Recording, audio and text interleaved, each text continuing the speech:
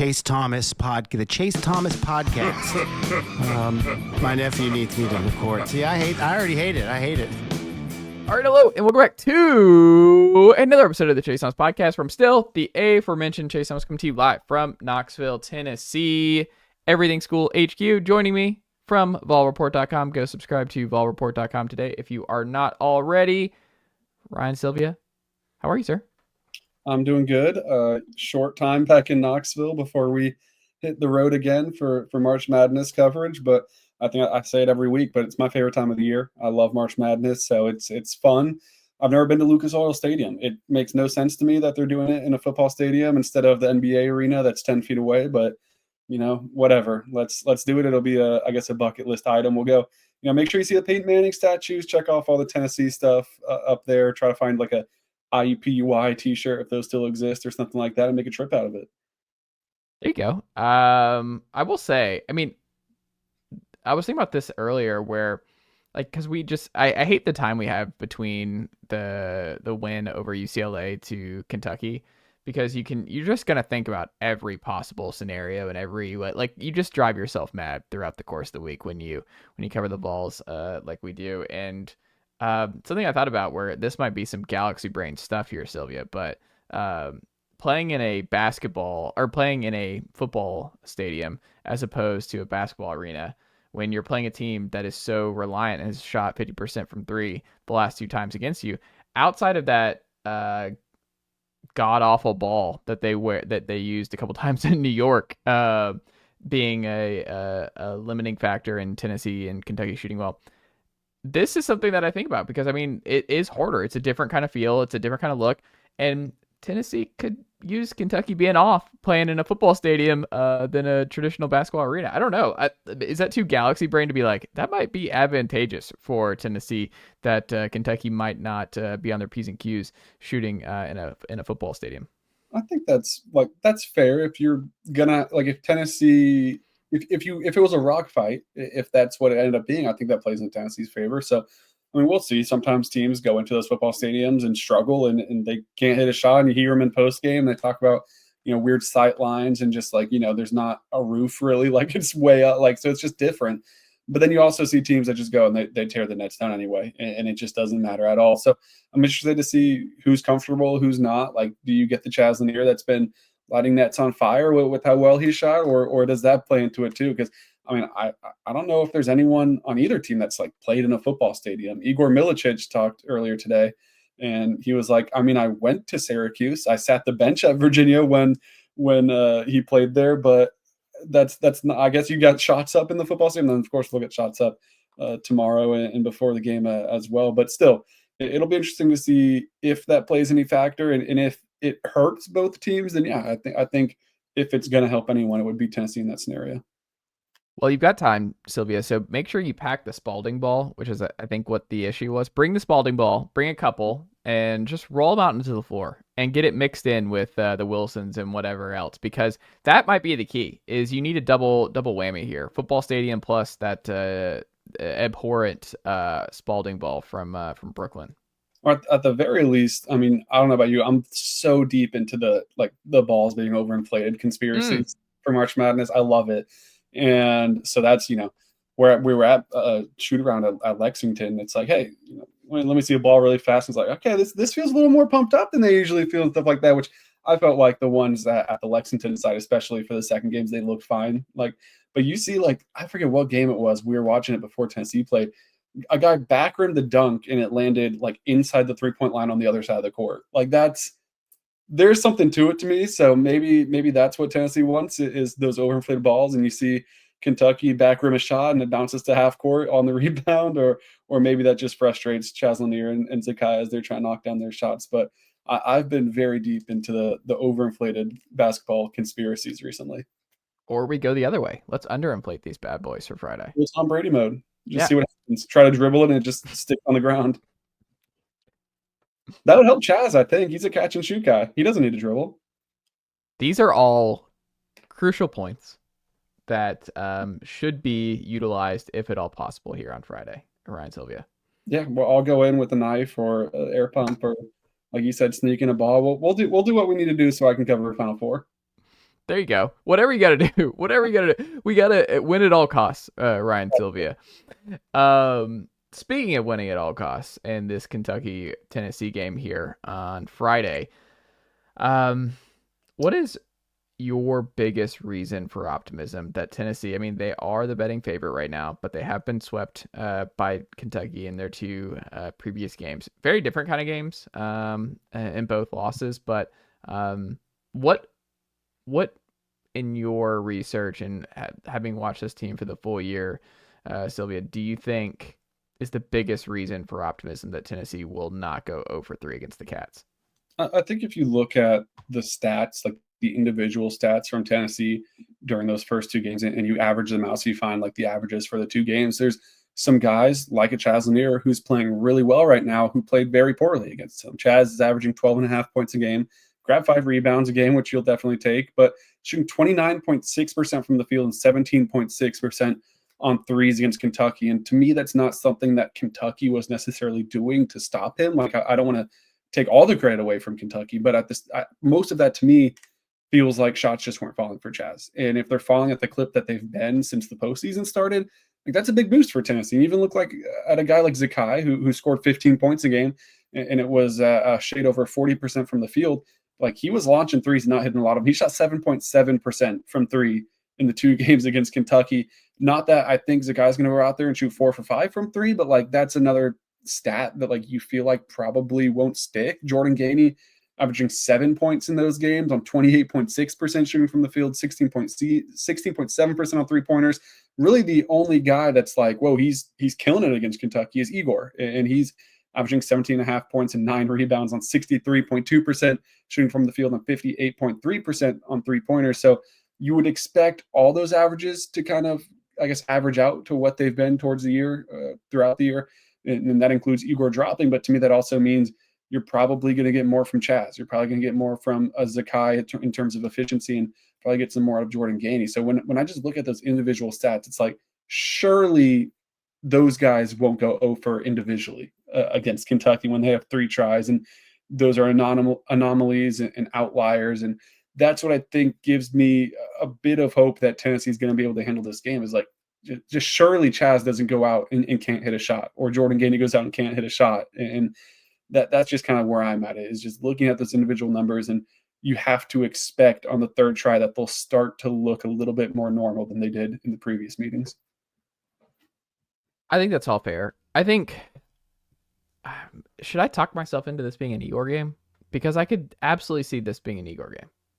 It has. I mean, he played really well against them. And I think that it's if he's able to hit threes, and that means 2 for 4, 2 for 5. I think you'll even take from Igor. But if he's able to, well, not even just take. Like that's what we want, is take threes, because you're a good shooter. It's like, just take them. You hit them at a high clip. Like that's my main thing, is like, take them. I'm not even concerned about the percentage, because I think they're gonna be solid. Just take them, man. We trust you.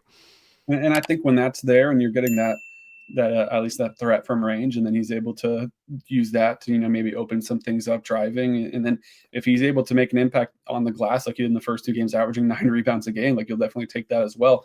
I don't know if I would be surprised if it was an Igor game. Like if it was like, oh my God, Igor went for 20 plus and carried Tennessee to a win, that would surprise me. But I do think that it's possible that this is a game that Igor could play well and play a significant role in. I think that's fair. I think there's no way around Chaz not having a great game. I think Chaz has to score. I mean, there's just a lot. I mean, this might be just the case for Tennessee from here on out. Like Chaz just has to be great in every game for Tennessee to keep winning. And that's what March is about. Like your best players showing out on the biggest stage. And Chaz is fully capable of, I think, shooting at a really high clip for the rest of the way. I think he just has to, and I think that's part of it. I think Zakai has to take a lot of those shots he was taking against UCLA, where he's got to be confident with his shot from deep. Gainey has to attack. I don't think Tennessee is going to be able, because I think, I was going through Kentucky, like the amount of times they've scored less than 70 this year. It's only a couple times, I think, from going back through it. I mean, they're just going to score. Like, I think part of what you have to accept in this matchup is that Tennessee was able to bring Auburn into the mud in their one possession game where Zakai had an opportunity to tie or win at the buzzer with this 3. And I mean, it was even in the loss, like it was a great, it was like the best kind of loss you could have when Auburn's number 1 at the time and an extremely tough place to play all this, that, and the other. All that being said, I think Tennessee's style is never going to dictate the game against Kentucky. Like, I just think the matchup with these two teams, Kentucky's style of play and Kentucky's shooting, is going to force Tennessee's hand. Like, Tennessee is going to have a great offensive game to win. Like, I don't think they're going to be able to bring Kentucky down to the mud and make this a defense slot fest. I don't think that's how this game can be played out. I think Kentucky is going to make you keep up with them offensively, and Tennessee does have the horses, but it's just like there's just no way around it. I just don't think it's really hard for me to squint and see Tennessee winning this basketball game if Chaz has like 12 points. Like, I just don't think that's possible. I think that's like Chaz needs to play well in going forward, and it's a lot on his plate and it's a lot of pressure on him. But he's like, if Tennessee wants to go to the Final Four, if they want to win a national championship, I think that's true. I think you need 20 plus from Chaz Lanier every time he steps on the court. And so far, he's been automatic with that. Like, he's almost hitting that in the first 5 minutes, it feels like, in some of these games. And you would expect it to be a little bit more, I guess, stretched out against Kentucky. You'd probably prefer it to be a little bit more stretched out than all in one burst at the beginning, like it's been at times. But he's definitely going to have to play well, and they're going to need Jordan Gainey to whether that's hit a couple threes like he did against UCLA, or whether that's get to the free throw line and get to the rim, which he's done, I feel like, pretty well, especially to finish the season. They're going to need their guards to play well, and then they're going to need their bigs to rebound and to be there on those lob threats, but also to be able to extend on defense, which, I mean, it's tough. Like, Amari Williams for Kentucky does such a good job of being that kind of 0.5, that point forward, and causing so many issues for teams. And that's going to put a lot on the plate of a guy like Felix Okpara on the defensive side. Like, can he extend out? Can he hang with the guy like that and play effective defense while still trying to be a rim protector in some way? Like, it's a lot on their plates, but like, man, Tennessee's capable. They have the offensive fireworks. They have the firepower to be able to do it. And they definitely have the defense to be able to not shut down Kentucky. Like, I don't think that there's any defense that can shut them down, but at least limit them enough that it gives you a chance on the offensive end to win the game. I think that's fair. This is going to be a two-parter. What do you make of Zakai's 2 tournament games thus far? What did you see from Zakai? What did you like? What would you like to see him build off of in this game against Kentucky? And then when you think about the Lamont Butler versus Zakai Zeigler matchup, what do you think Zakai can do to get the upper hand on Friday? Yeah, I feel like Zakai's been fantastic in those opening 2 games. He's been reasonably efficient from the field. He's hit a pair of threes in both games. Hasn't missed a free throw yet, which is good after the way he finished the regular season, where in his senior night, I mean, he couldn't hit a shot. He got it out of his system before the games that mattered. Which, I mean, you'll definitely take that. If you're going to get good free throw shooting any time of the year, it's definitely March Madness that you'd want to see it. But, I mean, it's not surprising to anyone either that he's passing the ball at a really high. I mean, 12 and 6 assists in the opening 2 games. That's incredible. He's everywhere on defense. I mean, you're not going to be able to get anything past him on the defensive end. Like, him and Jemai, they're as good as if you could pick 2 guys in the country to defend Kentucky with, Zakai and Jemai are going to be on that team. And so that's a nice thing for Tennessee to have in their back pocket, is the defense from a guy like Zakai, when he's also giving you so much on offense. And this is nothing new. Like, Tennessee fans have seen this for 4 years, and I expect it to carry over for this final push. I mean, any game could be Zakai Zeigler's last at Tennessee. I think that means something to him. I don't think he takes that lightly at all. So I've been really impressed with how he's opened things up, and I think that you'll definitely at least see the effort there for him to carry it over. Whether, I mean, sometimes effort's not enough to get shots to fall, so you still see a guy come out and inefficient from the field. I don't think that would necessarily stop Zakai Zeigler from having a good game down this final stretch, especially against a Kentucky team that I'm sure he doesn't want to lose to as well. But in terms of Lamont Butler, like, he is another guy that's just so good for Kentucky and such a tough guy to stop. And he's not at the level of Zakai, but another guy that can defend pretty well too for them. And he could be an issue there. So in terms of like how he can get the upper hand, I'm not sure if there's like a secret recipe to stopping him, but it's just going to take what Zakai Zeigler's done his entire career. He's going to have to be a pest on and off the ball. He's going to have to fight through screens. They're going to try to do different things to get Lamont Butler some space, and Zakai is going to have to, weave in and out and do what he does best to be able to be in the right spot. But yeah, I don't know. I don't know if there's just like one specific thing I can point to right now and be like, that's how you stop Lamont Butler at this moment. But like, is there anyone else in the country you'd like to put on him besides Zakai Zeigler or Jemai Meshack? I don't think there is. It's just I think it's the outside of Chaz just shooting well from deep. I think Zakai winning the Lamont Butler battle is 1A, 1B with this game, because I mean, we'll see how he's going to play it. Like Lamont Butler being banged up, like how does he handle Zakai? I'm curious, like how much Barnes is going to be able to just not play Zakai. Like, is this a 38, 39 minute type deal for Zakai just because of the matchup and what Kentucky's going to throw? Like, I don't know if you can afford 2.5 minutes where Tennessee goes -5 or something in this particular game. Like, I'm very curious what Zakai's workload is going to be like, because my gut is, man, I think we're going to see some, like, if he sits, like, even if there's like a little inkling where like they go right up and they hit a 3 when Zakai's out, I just feel like he's back in immediately, barring foul trouble, of course. Yeah. I think Zakai's playing 38, 39 minutes.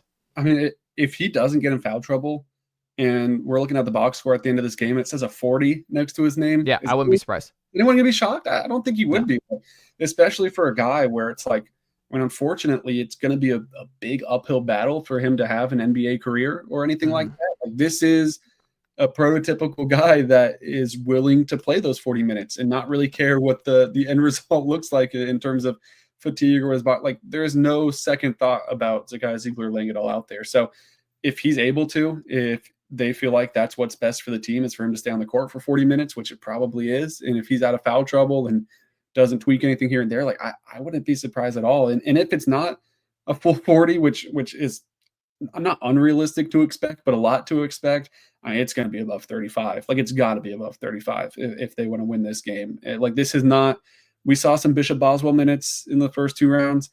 This just does not feel like a game, like you said, that Tennessee could survive. I think Bishop could be a good player in the future. I'm not saying he's bad, but this caliber game at this point of the season, like, it just feels like a game that it's almost going to be impossible to take Zakai Zeigler off the floor. And I mean, Jemai Meshack's different because you want different looks here and there, but like, if you feel like Jemai Meshack's giving you the best chance to win the game when he's on the floor for that specific period, like, he's another guy, like, it's going to be tough to take him off the floor if he's got the motor to do it too. So I expect this to be a true, like, you probably go into your 7-man rotation. Maybe D Stone gets some minutes here and there to try to bridge you at the forward position, but like, it's going to be a short rotation, I think. And probably that, like, it could get down to like 6 guys at some point when we're looking at who's playing big minutes when you include Jordan Gady with that starting 5. I don't think they're going to be able to do Cade, Jemai, and Felix for a couple minutes. That experimentation can't happen here in this game, I don't think. It's not a great matchup for it. Like, I think there's times where that can be something that you go to against this like team. UCLA. It'll work fine against UCLA, but that's a team with, like, UCLA that's not stretching you like Kentucky is and putting you in so many difficult situations. That's why I said I think it's going to be 6 guys that play a lot of minutes. I obviously can't see the floor. Cade's going to play, but I don't think this is like a 20-plus minute game for Cade Phillips. I think this is probably, you're sitting around like the 10 to 13 kind of area where you're giving Tennessee some good minutes, you would hope, but he probably won't be the number 1 ride-on guy. But at the same time, I mean, hey, Felix gets 2 quick fouls, Igor gets 2 quick fouls, then all of a sudden you do have to play Cade Phillips. And I think they're comfortable with that for the most part, but it might not be the most ideal thing depending on who's on the floor. Like, you might have to play around with things because he's got to be the 5 when he comes in this game. I think he can't masquerade at the 4 for a little bit. Like, if Cade comes to the 5 for a little bit, that's fine, but he can't be a 4. If he does play the 4, with, like, you've got to just kill him on the glass in those minutes. Like, Igor's got to be the 5 in that scenario, I think. Yeah, you just have to do something where, like, you have to find your advantage, I guess, in the disadvantage. Like, hey, you're going to give up this and that, but like, we're going to kill you at the rim. We're going to kill you on the glass. Like, you have to find something in that lineup that you feel like is worth it. And I'm not sure if it's there. So to me, it just feels like a 6-man rotation type of game where you get some minutes from Cade Phillips, you get some minutes from D Stone, you kind of cut it off there. Yeah, I wouldn't be surprised if D-Stone gets I mean, I think it's just offense. Like, they have to, like, offense. And if he's making a couple shots or if they want to try, like, I wouldn't be surprised if we see D-Stone. I would be surprised if we saw Boswell. I would be surprised if we saw a lot of Cade. And Cade was great this weekend. I just think it's matchup to matchup, game to game. Like, it's different. And Cade against Houston would be a much bigger component. It's just, I don't think Kentucky in particular is the one where it's going well if Cade's playing a lot, because I just don't think Cade and Felix. The math ain't mathin', and I think this is like an analytical game, and I don't think it's gonna work outside of like the 10, like you said, 10-12 minutes to spell Felix at the 5. I think what you want to live with, or what you want to ride or die with, is Igor and Jemai sharing all the time at the 4. Like, and if Igor doesn't have it, you go Jemai heavy there, so that Jemai can switch 1 through 5 and just be a pest all over the perimeter with Kentucky's shooters. Like, I think it's a big Jemai game. I think Jemai hounding Kentucky's best shooters will be huge. Zakai is obviously, but I don't know. I just, not like, to put a bow on all of it, Ryan. I mean, do you think this is going to end up being a Tennessee win and they're going to advance, or does your gut just like that we can't overlook the past 80 minutes of this battle, and it just, I don't know. I have to see it to believe it with Tennessee. If like you're making me pick a side, like, gun to my head, I'm going Tennessee. I don't feel 100% confident in that pick. I'm not saying it's a lock, but I feel like I still lean Tennessee in this one.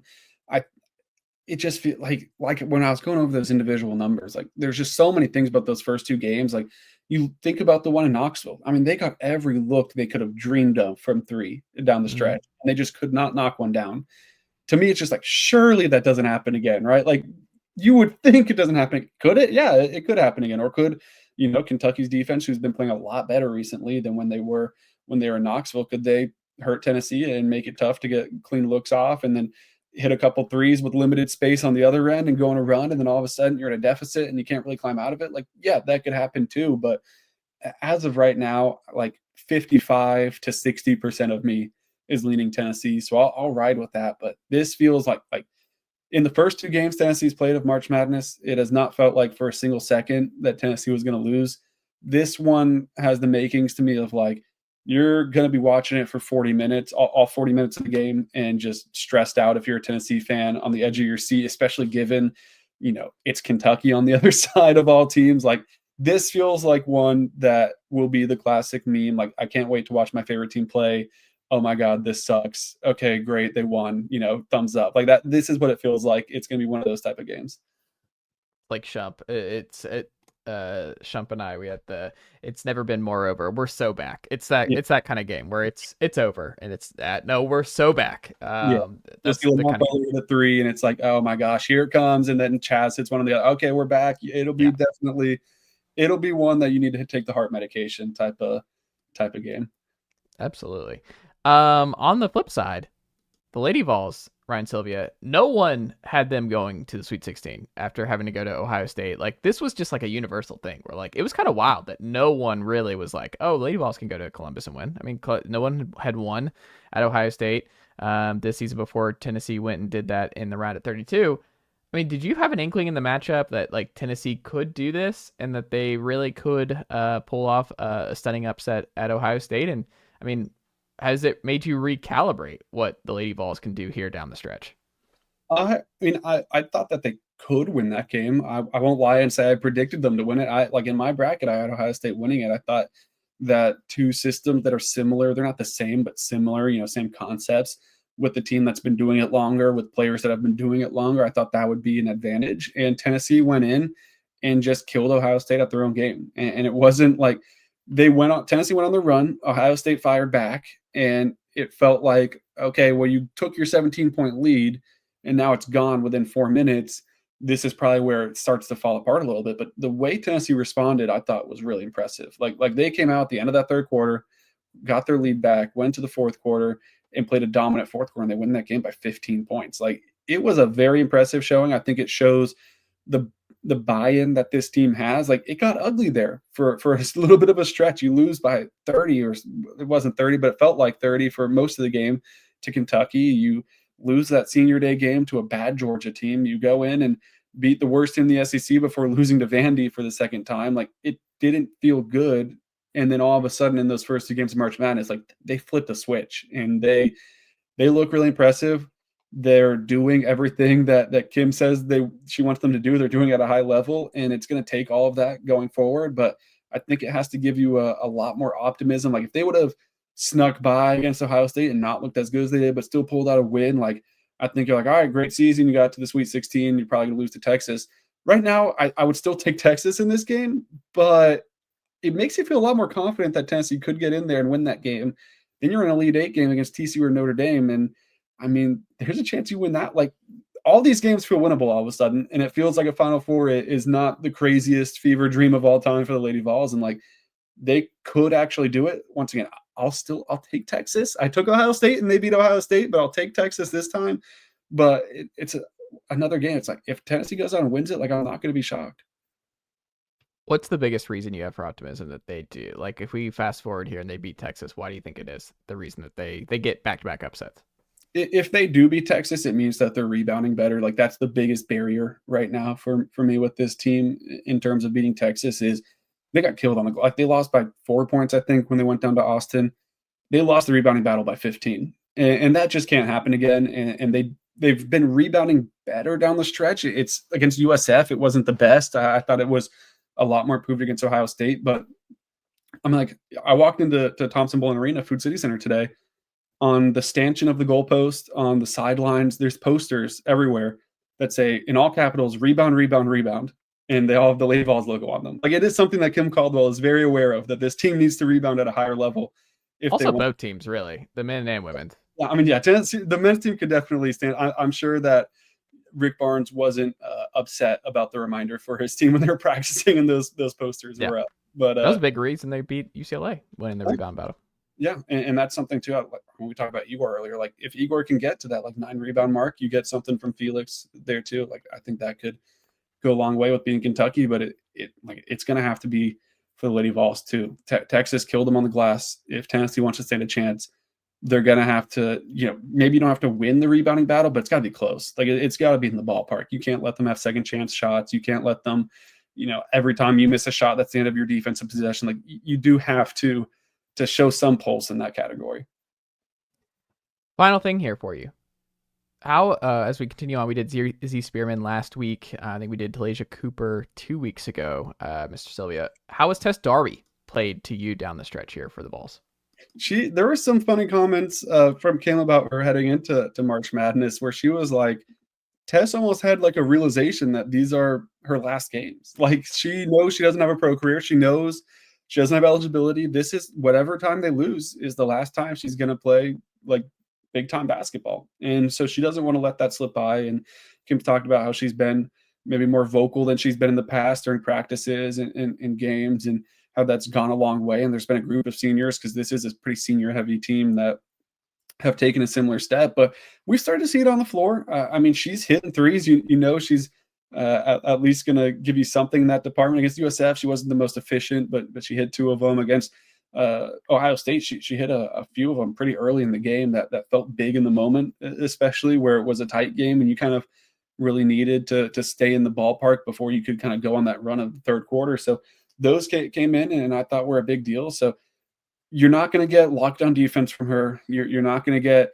off the dribble playmaking. Like, what you're getting from Tess Darby right now. But if she can play that role at a decently high level where she's spacing the floor, she's hitting shots, she knows where she needs to be in the press and is kind of in the right spots like she's been for the most part, I think you take that, and I think it's a good player to have to play the minutes she is. I love it. Mr. Sylvia, as we get out of here, the final predictions now with how the bracket has unfolded for both sides. Where do you think it goes for the Lady Vols and the men's team? Like I said, I'll take the Lady Vols to lose to Texas. I think it's possible. I'm not ruling it out. I'm not ruling out a continuation of this run. And if they beat Texas, I think I think you have to like your chances against especially a TCU, but a Notre Dame as well. Like I don't think you would rule that out either. Like if they beat Texas, they're definitely done the next round. Like if they beat Texas, I would maybe pick them to win that next game if they're able to pull that off. But right now I'll have them lose to Texas. The men's side, I'll take them to beat Kentucky.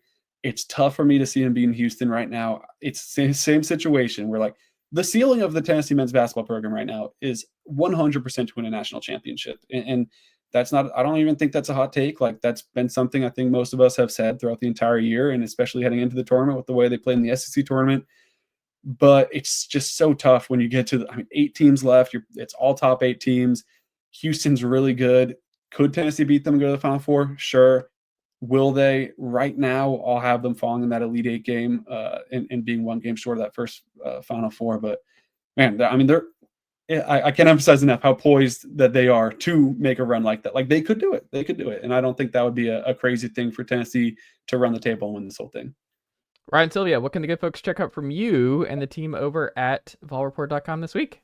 Yeah, we have really everything. It's the total crossover. So we have number 1 Tennessee baseball. We have Carlin Pickens breaking records on the softball diamond. But of course, March Madness for both sides. We'll have full coverage of that. Tennessee spring practice, recruiting stuff, everything Tennessee athletics. Right now, we have you covered at volreport.com. I love it. Go subscribe today if you are not already. Ryan, Sylvia, have a great trip to Indianapolis. Hope it goes well. And keep up the great work, my friend. And we'll talk again next week. Yeah, thanks, Chase.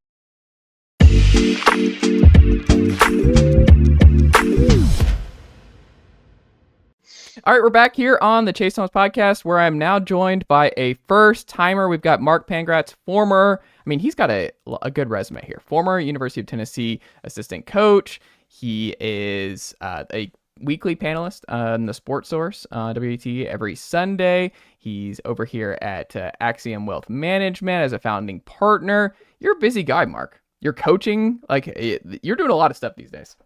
You didn't mention the busiest part, which is having 3 daughters and a wife. Not only keeps you busy, but turns the hair gray a little bit quicker. What's the number one way? I mean, you do a lot of great daily kind of, I don't know, not really vlogs, but daily inspirational videos in terms of giving people advice on how to attack the day and things like that. What, with someone as busy as you are and being able to handle all the different hats that you juggle every day, what's your number one piece of advice for the good folks tuning in here on that?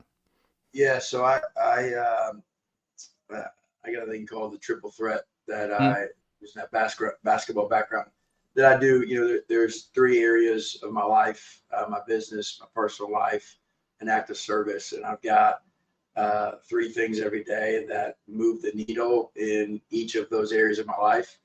And I got to make sure that I knock out those 3 things every day. And if I do that, deem it a successful day, because I can't get to all the emails, the text, the phone call, all the stuff. But I got to get to those main priorities. And if I do that, regardless of what's going on, I can deem it a win. I love it. Mark, obviously Tennessee here in the Sweet 16 on Friday, big time matchup against Kentucky. Mark Pope's team has beaten Tennessee twice in the regular season here. I'm curious, from what you've seen, when you look at the film of the 80 minutes together with Pope versus Barnes, what have you seen that has given Tennessee the most amount of trouble on the perimeter for Kentucky to shoot 50% from 3 in both games? Yeah, I think you also saw it in the Vanderbilt loss. I think having a stretch 4 that knocks down perimeter jump shots gives us some problems in our ball screen defense. They can stretch you out, and they shot at a high clip, and they're going to continue to shoot in mass numbers. We can't fall into the trap of trying to match them 3 for 3. But when they've got that 4th guy out there, sometimes the 5th guy out there that can stretch you, it puts us in a position where we're making it tougher in our help defense. Our rotations are more challenged, and they've been able to knock down shots at a high clip both times we played them. Do you think that's something that's fixable going into Friday, or do you expect Tennessee's going to have to just live with Kentucky making a lot of threes and making them at a high clip, and they're just going to have to answer offensively, or do you think they can really cut into that a little bit? I think the most fixable thing is to be able to, as coaches say, guard your yard. The 3 feet to your left and 3 feet to your right. The less help that we have to require, the better off that we can be in defending the 3. And look, we're talking about a team that in Tennessee that's been number 1 3-point defensive team almost the entire year. So we do that at a high clip. The flip side of that is, as I'm looking at my notes, we go back to when we scored, 64 points the second time we play them. We could talk about the defense, but on the offensive side of the basketball, we got to have Chaz shoot the ball the way that he's been shooting, or at least close to it. Meshack, as great as he is defensively, he's got to keep giving us production on the offensive end. We need some of this offensive firepower from other guys to be able to keep up with the 75-plus points that Kentucky is almost certain to put up on the board. And it seems like their style, because I think Tennessee and Barnes, one of the things they do really well the majority of the time is they dictate the style of play that the other team is going to play. Like they just kind of overwhelm. I mean, you saw that against UCLA and Wofford. They just overwhelmed them with their style. I don't think Kentucky is the same in that instance. I think Kentucky's style is more of the dominant style, at least in the Pope era through 2 games. Is that fair? It just feels like Tennessee's gonna have to play Kentucky's game, and Tennessee's not gonna be able to drag Kentucky into the mud like they would prefer. I don't think we have to. I think that first game we shot 45 threes and we did get drug into their game.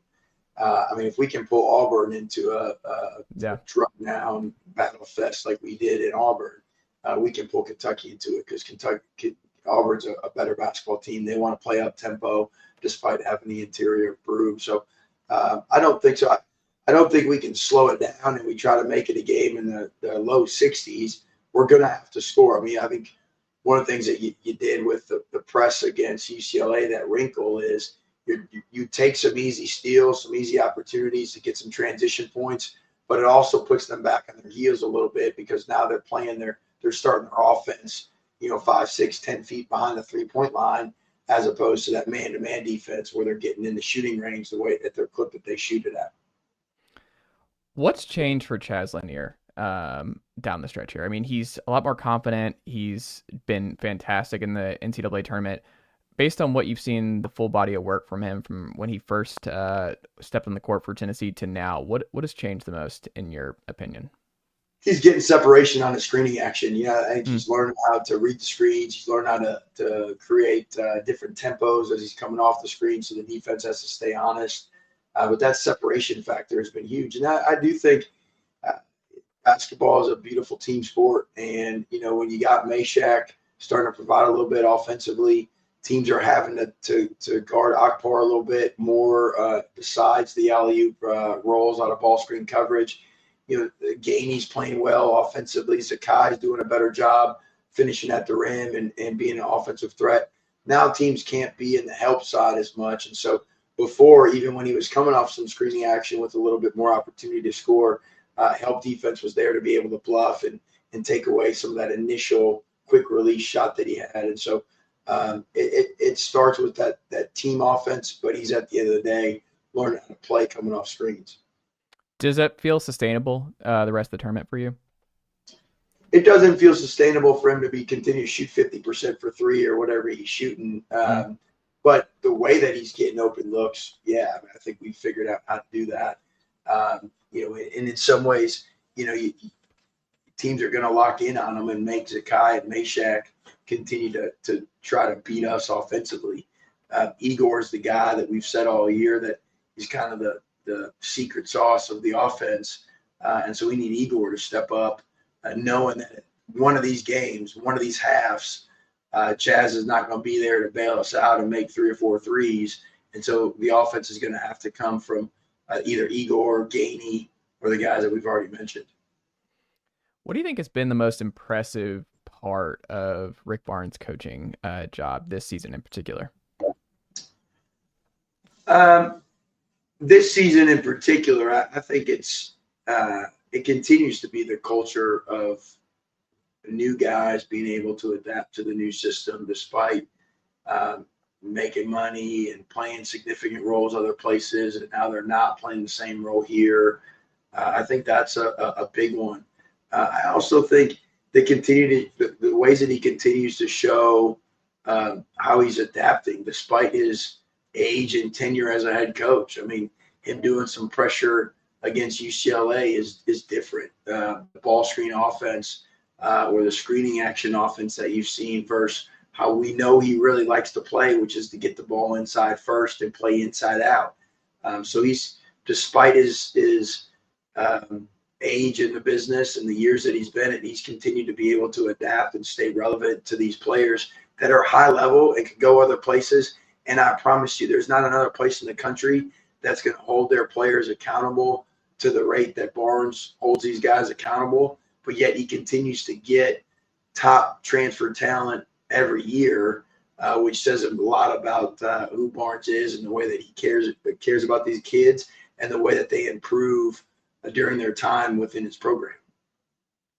Who do you think has the most underrated tape that Tennessee fans maybe don't talk about as much this year? Who have you seen a lot of? You're like, he just does stuff that it's just, he's good. He's just a good basketball player, and he does little things that just fans may overlook that you see. You talking about on Tennessee's roster or elsewhere? Tennessee's roster. I think Okpara doesn't get enough credit. I mean, people talk about his ball screening, how he can go and catch his hoops and things like that. But the way that he can defend ball screen action, the way that he can switch in late shot clock instances, and for the most part keep guards out of the paint, his defensive ability has been really strong. And then he's gotten better throughout the year. I think when you saw that 45 shots from three performance against Kentucky, you saw an emphasis on Barnes and the staff getting the ball inside to Okpara. And I think he's done a pretty good job of showing up down there and giving us another look offensively. Tennessee is a win over Kentucky on Friday from reaching the Elite Eight in back-to-back seasons. They made the Sweet 16, 3 straight seasons. I'm curious from your vantage point here, Mark, would you take, now that you've seen basically a full season and they're a game away from being right where last year's team was, would you take this year's team over last year's team, or do you still think last year's team was a better overall group? Great question. I still think that the Dalton factor of being able to go get a shot and create a shot for himself when there's 5 seconds, 7 seconds on the shot clock or the end of the game, I think that's the separator. I do substantially like our defense more this year than last year, and the sole reason of that is our ability to go ball screen offense between Okpara and Igor or any of the other bigs or fours compared to last year when you had Adu and Awaka, who those guys were both hedge and recover guys. They could switch. Even on our ball screen offense, both of them were pick and roll guys. I mean, Adu wasn't a really pick and pop from three guy. And so I like the diversity that those two big guys give us on the offensive side and the defensive side with ball screens. I love it. You can give Rick Barnes and his staff one piece of advice going into the Sweet 16 game against Kentucky on Friday. What is it? Man, great question. I think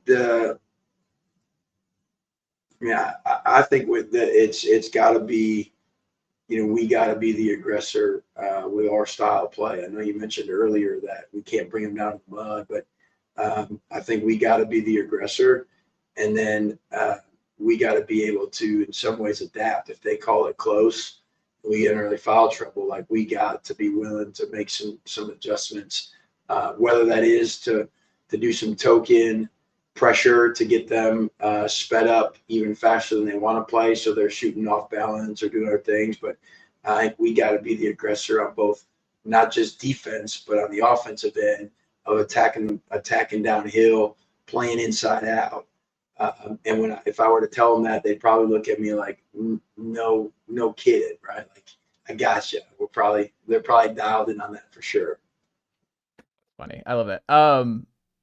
Nationally here, Mark, when you look around the sport, there's a lot of great coaching talent. Like, there's been a lot of hand-wringing of like, oh, with the NIL, like, we're going to lose so many legendary coaches, and Tony Bennett gone, Jay Wright gone, but there's still elite coaches all over the place, and a lot of great young, intriguing coaches getting jobs. I mean, McCollum's done a great job, and he's over here at Iowa now. You have DeVries going to Indiana. You have a lot of interesting, I mean, Todd Golden's doing a great job at Florida. you just look all around the sport, and I feel like there's a lot of great young coaching minds in college basketball right now. Who's kind of caught your eye of just like a style or maybe just something that you've seen? You're like, that guy's gonna be really good. Well, the biggest one for me is Kelsey at Louisville. I mean, look at the turnaround that he had at Louisville. I mean, he's won at a high level at Charleston, but that turnaround that he does, I don't know if it says more about Kelsey than it does about the previous regime and how bad they were. It's like, how could you be that bad with such a quick turnaround? But he's been tremendous. Part of it's a personal. Baroni was SIU Edwardsville. The tournament for the first time. He's a good young head coach. And look, I know he's caused some damage at places where he's been, but Will Wade going to NC State is very intriguing. I think he's a guy that's proven to win at multiple different places, and I think he'll be able to do it as much as you can. I don't know if NC State will be able to be a Final Four team like they did when you're surrounded by the Dukes and the North Carolinas. But I can tell you, being a friend of Steve Forbes and Jason Shea and those guys at Wake Forest, that adds another extra level of pressure to the Wake Forest community, because you got another high-level successful coach in Will Wade coming to NC State. You've been around the game for a long time, Mark. You're a basketball expert, and I'm curious for you, because the game has changed so much, especially I think basketball in particular has changed a lot when you look at the major sports that are around North America, but obviously a lot more threes. I think it's never been harder to be a defender in the game of basketball, just with so much switching, having to some more possessions, the game's faster, it's harder on bodies. That's why I think rest is so prevalent in the NBA, because I just think it's harder, and I think it's harder for fans to see that there's stronger wear and tear than I think there used to be on these players' bodies. But when you look at just schematically and how the game has evolved from when you first started playing, got into coaching, to now, what do you think will still be a part of basketball going forward? And what do you think is kind of like a fad, that will fade, that we're seeing a lot in this era? Well, I think over time, it'll always be that strong cultures will win. I mean, look at what Barnes has done. He's not missed NCAA tournaments. If he's underperformed at times, it's been very little. But you've not had ebbs and flows. And I think that you've not had issues off the court. And so I think that will always be a staple of no matter what sport or business that you're in, its culture will win. You mentioned the changes. I also think that, yes, the game's changed, but now that these kids, from a mental standpoint, it's harder to stay engaged than ever before because of all the noise that these guys are dealing with.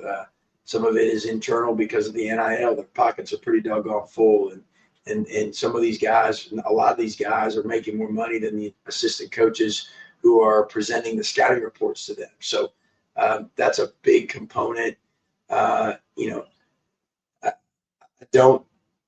think it's going to be a fact of this immediate eligibility to transfer. They're going to have to make some changes. I do think there's going to have to be some strong changes on, how much money or something's they're going to have to reel in the NIL in some way and put some parameters around it. So that'll eventually change.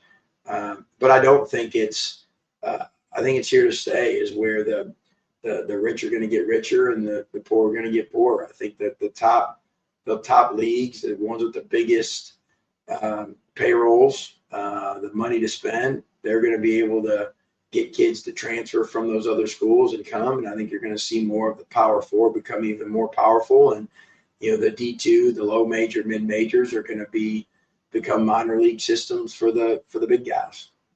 Yeah, I mean, you just saw St. Francis just made the tournament and they're going down to D3 after this year. So it seems like that's going to be a trend here to monitor, especially after the House settlement and who opts in and who doesn't here over the summer. But final thing, and I'll get you out of here, Mark.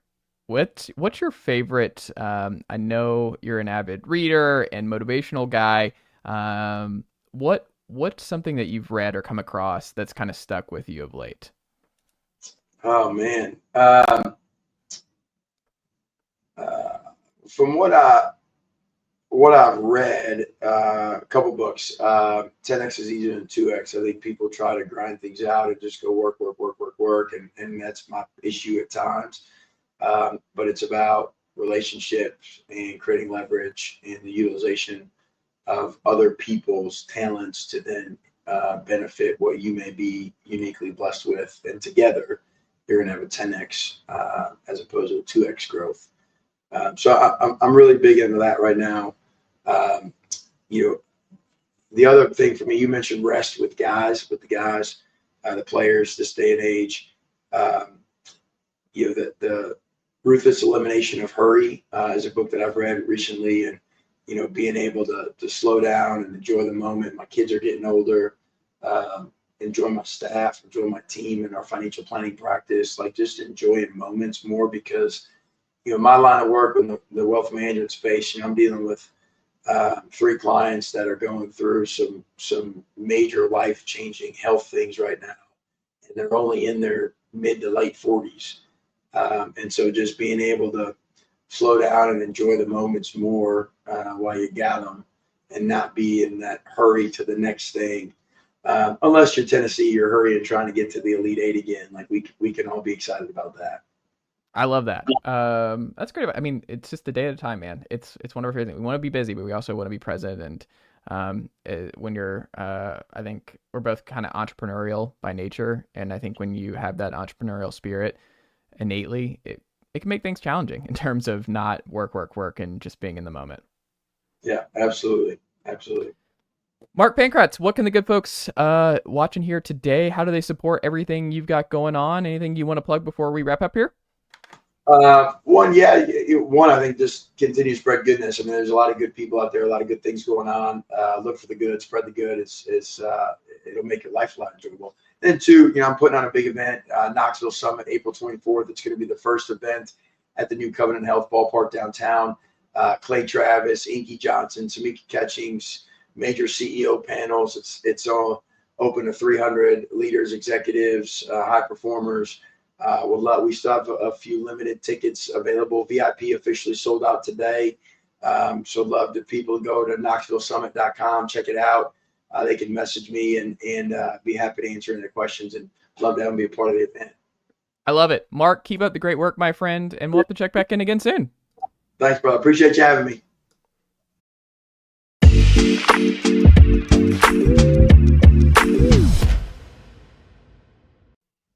All right, we're back here on the Chase Thomas podcast, where I am now joined by a first-timer. He is the University of Tennessee men's golf coach, Brennan Webb. Brennan, good afternoon, sir. How are you? I'm great, Chase. How are you doing? Pretty good. What do you... I've always wondered, in like different sports, like basketball, they don't really have to worry about it. It's all indoors, year-round. Doesn't really matter what the weather is like throughout the year in terms of training. When I think about golf and what y'all do in the cold months, because I mean, it gets cold here, and we're here on Rocky Top, and it gets cold. Like, what do y'all do? What do you enjoy the cold weather and doing different kinds of stuff? But as a golf coach at UT, I can already tell you're not a fan. There's some cold days for sure. Good news is, our fall season ends generally before November, so towards the end of October, and then with Christmas and kind of the new winter mini term, we're not really getting started until late January. So things are, not quite as cold as they would be in December and January, and then we usually sneak away for those first 2 weekends that we get back in class, and before you know it, we're on our way to Puerto Rico and Cabo and San Diego for tournaments, and forgot about the cold real quick. That's a good deal. I mean, what do you do around Knoxville? Like, how do you train around here? Well, we're fortunate we have indoor facilities here at our clubhouse so that where you can hit balls from the indoor out into the outdoor, see the ball flying. Have an indoor simulator green, much like you see on the TGL. Now, this exact same company built us a green here to fit into our clubhouse. So, that can kind of get you through the days when it's just impossible to get outside. But the golf courses are open 12 months a year. We're probably going to be playing if the golf course is open and we need to get out there. So just bundle up some hot hands and get ready to roll. Do you like TGL and like that kind of different spin on golf? I mean, I think it's good that it brings some eyeballs to the sport. I'm probably not pretty much a traditionalist, so it's not something that gets me too excited. But I do enjoy that there's just more people getting into golf, and I think all of these new things that at golf are popping up with Top Golf and putt shack and all these other things can only help the sport as a whole. How much has the sport changed since you first got into golf? Does it still look like the sport that you fell in love with, or is it pretty different now? I think it's a lot different. It's a lot more athletic. Certainly, kind of the people that used to play golf were the ones that couldn't really play any other sports kind of thing. And now it's, Tiger just changed all of that. And so you've seen since Tiger came into the forefront, 30 years ago, that everything has just been kind of taken up a notch from an athletic standpoint. And certainly equipment and technology has led to that as well. So yeah, it's a lot different for sure. So what does the increased athleticism change about the makeup of modern golfers versus golfers 30 years ago? Yeah, I think strategy for one, for sure. I mean, now it's kind of just hit it as far as you can and then figure it out from there. Whereas before it was kind of, you just plod your way along the golf course, avoid the hazards, make sure you stay short of that bunker, kept it out of the rough. Now, statistics have proven you're better off being 100 yards from the green in the rough than you are 130 yards from the fairway. And so, that's definitely the biggest thing for sure, is just the strategy behind the game has changed with stats and with the athleticism that combined together. And it's funny because I don't think a lot, even just so many different golfers, just so many people who are into golfing, whether that's on their school team, whatever, or they're just playing with their friends on the weekends. You don't associate it with analytics as much. Like, we're hearing analytics so much about with football, basketball, baseball, especially. But in terms of the golf aspect, you don't really hear the analytics approach. But you're coaching and you're seeing numbers that I think a lot of fans don't see. I mean, do you like the increased amount of analytics and people telling you that, like, the 130 versus 100 yard? Like, do you like that, or would you rather not know? No, I love that. I'm a math guy, numbers all day long. All I ever did as a child was look at the stats page in the Toronto newspaper. So studied box scores of every sport that I could possibly do. So numbers are my thing. I love it. Before every tournament, we have a pre-scout meeting, go over each hole with a kind of an overlay from Google Earth and talk about what your average expected score would be if you hit it here, and what your expected score would be if you hit it here, and kind of factor in our game plan through those things and an algorithm that we have. And it certainly makes everything a little easier to explain, a little easier to coach. Today's athlete, they don't want to know just what, but they also want to know why. And so to have the numbers to back it up has certainly helped the coaching and really helped our guys buy into that stuff. Do most kids come in analytically savvy, or is that something you're having to teach them when they get here most of the time? Yeah, we talk a lot about it during the recruiting process. I think, doing your stats is an important thing. Obviously, the guys on the PGA Tour, their stats are done for them through the ShotLink program. But we talk about our recruits, and certainly when kids have committed here, we expect them to start doing their stats right after that. And we can start talking to them about how we're going to use that for their practice and also preparing for tournaments with their strategy. How much have you grown as a head coach here from your first year 7 years ago to now? A lot.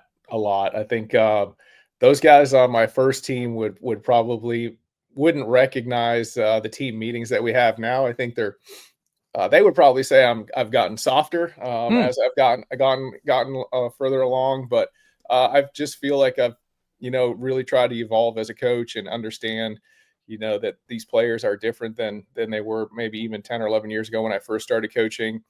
Their expectations of just what they expect from their coach and what goes into this deal, it's changed for sure. And so, yeah, it's ever evolving. And I think people always ask me, what about the transfer portal? What about NLI? Does that bother you? And it's like, no, I mean, you just adapt or die. That's kind of how my mentality behind it all. And if you don't, then, it's not for you because it's not changing. And so this is what it is. And you, again, adapt or die. I think that's the kind of attitude you have to have, right? I mean, Rick Barnes has done great at it. I think it's just every coach is different. Every coach is wired differently. Some people are wired like Jay Wright. Some people are wired like Rick Barnes, where it's like, I don't think there is a right answer to this question, but I do think it's interesting hearing different perspectives like yours or Rick's or Josh and Vitella. Like, there's just so many different people who come to it, or you're playing at a big time program here at UT, and it's part of the deal. And it's also kind of fun. I feel like because so many coaches are so competitive, and to get to the top of the sport, you have to be hyper competitive, that it's just another layer of competition that I think the best coaches kind of seek out, right? Like, you want the best team, best players. It's fun. it's what it is, you know. And if you didn't, we didn't get here just, you know, for to hang out and play rec sports. And this is the top of the mountain. The expectations are what they are, and we've all bought into it. And I've been, you know, talking to V about this for 4 or 5 years about, you know, we just got to keep going and keep going. And I feel like obviously he's done a really, really good job, and I'm trying to follow in his footsteps. But it's just what it is, you know. And this is what we all want. This is why we're all at Tennessee, and it's the same that I expect the kids that we recruit to feel the same way. What's the best piece of advice you've gotten from Vitello? I mean, a little bit of just more of, you know, the evolution of coaching, and even he'll talk about that he's had to adapt and he's had to change. And but you know, for him, I love going to practice. I love sitting in the dugout. I hang out there all the time. That's kind of my like little Zen period. I'm a baseball guy, Blue Jays all the way. And so I've been, I just sit there and listen to him, you know, and every day I'll pick up something and I'll like, oh yeah, you know, and I'll talk to him about it after and say, I'm going to say something about that to my team. And he actually came over last year after Caleb left in December, you know, and everyone kind of had written us off, and he came over and we talked about just, you know, the will to win and the will and desire to compete. And he certainly has that. And I try to pick up as much of that from him as I can. And it's been a great friendship, and certainly learned a lot from him. What made Caleb such a different special golfer? Oh man, he was just obsessed with it. You know, his work ethic was still is something that you just can't match. You can't be better than him. You can't work harder. And so the competitive side of him and what he combined with his mentality and his physical skills was, you know, obviously a special package. And talked to him, you know, this morning, even on coming into work, and he's still, you know, just the same. He's just a different dude for 20. Well, he just turned 21, and the things he talks about, you know, are things that 38 and 39-year-old tour players maybe haven't even thought of yet. So yeah, he's just a different kind of level of what elite is, and he brought checked off every box when it comes to that stuff. How impressed have you been with Jackson Herrington thus far? You know, I think Jackson's physical skill set is definitely the best that's ever entered and walked on campus. I've been more impressed here lately with just his attitude. His mentality is one that is going to serve him very, very, very well for a very, very long career. He doesn't get too bogged down in the details, but he still cares enough. He's made a significant changes in his mentality and how he goes about his business since he got here, which, you know, everyone has to do. And the fact that he's done it here early on in his second semester has been good to see, because he's the type of, you know, guy that maybe could just have gotten by on his talent and played well here and there. And I think he's bought into, you know, there's other things he had to do, and he was willing to do it. And the results of the last couple weeks have shown that that those are taking. What do you make of these last couple of weeks? Are you happy with how things are going? Is there a big thing you'd like to see the team improve on right now? What do you think before? Yeah, I mean, we kind of turned the ship around there. It's definitely been a disappointing season. You know, I think we were outside the top 25 for a couple of weeks, which is the first time that's happened in 4 or 5 years. And we're back inside there now. But it's just the one thing that I take positives is that we've evolved and we've gotten better. We continue to get better. It's a young team, not a whole lot of leadership, I would say, in that they're all still trying to find their way. We've been an old team for the last few years with COVID and everything. And so we've kind of had a couple guys step up and made that transition here in the last couple of weeks, and it's made a difference in our results. Didn't play great this week in Florida, but I mean, probably more my fault than anything, cramming another tournament in on top of the one we just finished in California that, you know, guys are pretty tired after a big stretch like that. And against, I think we've played 27 teams in the top 10 in the country in the last 3 weeks. So certainly have no room for a let up, and we kind of got shown that a little bit this week. But I'm certainly far more optimistic now than I was probably January 1st on what this team is capable of. But isn't that kind of good to kind of overwhelm a little bit in terms of tournaments and amount of playing when you have a young team like this? Absolutely. As we talked about last night and midnight at the airport, you know, it's like, hey, we signed up for this so that when there is a weakness, it's exposed and we can come back and work on it. Whereas we could have probably played, you know, a lesser tournament and done the same kind of stuff, but gotten away with it because we're better than that competition and finished second and maybe not even paid much attention to it. So the purpose of playing, the schedule we're playing and against the teams we're playing is to, show these young guys what that looks like and to help us get to the next level.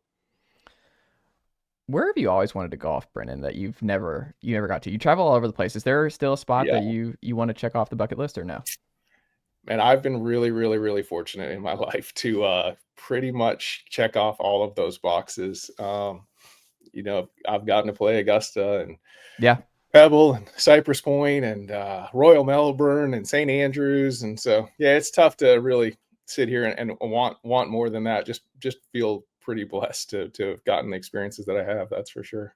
Maybe we get you in TGL. Like, how would that work? How do you think you perform in that environment? I think I'd be fine as long as I didn't have to putt. That'd be good. I'm currently transitioning to left-handed putting, if that tells you anything about where I am with my putter right now. So. Okay. Hey, there's no shame in that. Like, you're a switch hitter. Like, you're a baseball guy. That's just part of the deal. Yeah. Final thing here, and I'll get you out of here, Brennan. You know what's coming up here in a matter of days. You already talked about it. The Masters is here. I was there last year. It's just something that when you are able to go spend a day, not even just a practice round, but just be down there, it's just different. It's just nice. Like, there's just something, no phones, and you're just like, I got to watch Freddie Couples hit a crazy shot, I think on 13th hole, my dad, and it's just like, that's crazy. Like, I'm glad I got to see that in real time. There's nothing like the Empire Walk of Tiger Woods. Unfortunately, we won't get this year, but that's something that I could not really explain to people that haven't seen it in action, where you're just like the draw and just the intensity. It's just different. Like, I don't know how to explain it. It's just, there's a lot of aura there. There's no doubt about that. Yeah, 100%. And Scotty obviously is always a good bet, Brennan, but who do you like in the Masters this year? Man, I'm a big fan of greatness. I'm a big fan of legacy and kind of setting a bar. And so I'm a Rory guy right now. Yeah. I want to see him get the career Grand Slam. I want to see him get that green jacket and be able to watch him play in the Masters the next 20 years. I'm always cheering for Rory. He actually signed a letter of intent to go play golf at East Tennessee State, and that's where I played. So little connection there as well. But yeah, I mean, Rory is he's my first choice always, and until he gets it, then maybe we'll shift allegiances. But I'm a Rory guy. You weren't last week like quietly fist pumping when ETSU took down V on a midweek game, right? Like absolutely not. No, I have no connection to the ETSU baseball program other than I was an athlete there, but not nearly as much as the connection I feel now. I tell everyone this all the time. Hey, if you're not cheering for your paycheck in this deal, then you've got it all wrong. So that's the secret for forever and ever. My current assistant, Bo Andrews, played golf at Georgia Tech when I was the assistant coach there. And early on our time here, we played basketball against Georgia Tech, and I made sure that he was head to toe orange, and he had no problem with it. So cheer for your paycheck, or you're not going to last long. Oh, I love it. Brennan, how do the good folks support everything you've got going here with the UT Men's Golf Program down the stretch here? Just kind of follow us on the socials. We should hopefully have a good, strong success here and be competing there at the end on the NCAAs on the Golf Channel, and look forward to seeing what the year has in store for us, and cheering on some hoops here, and then getting ready to switch into baseball season. All right. Brennan, thank you so much for making the time. Good luck the rest of the way, and we'll have to check back in again soon. Sounds great, Chase. Thanks for having me, man. Nicely done, nephew. The Chase Thomas Podcast. Hell yeah.